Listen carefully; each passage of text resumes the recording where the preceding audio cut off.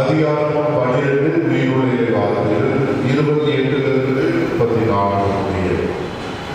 அக்காலத்தில் மறைநூல் அறிஞருள்ள ஒருவர் இயேசுவை அணுகி வந்து, அனைத்திலும் முதன்மையான கட்டளை எது என்று கேட்டார்.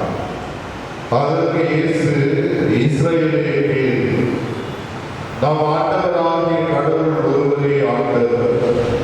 முழு இதயத்தோடு, முழு உள்ளத்தோடு, முழு மனதோடு, முழு ஆற்றலோடு ஆண்டவராகிய கடவுளிடம் அன்பு கூறுவாயாக என்பது முதன்மையான கடவுள். உன் மீது நீ அன்பு கூறுவதை போல் உமக்கு அடுத்து இருப்பவர் மீது அன்பு கூறுவாயாக என்பது இரண்டாவது கட்டளை. இவற்றை விட மேலான கட்டளை வேறு எதுவும் இல்லை என்றார்.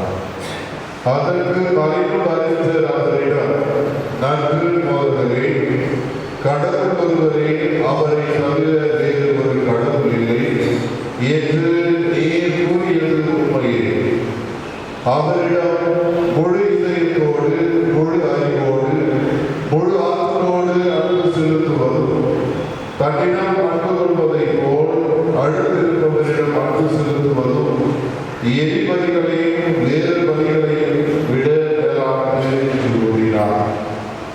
அவர் அறிவு திறனோடு பதிலளித்ததை கண்ட இயேசு அவரிடம், நீ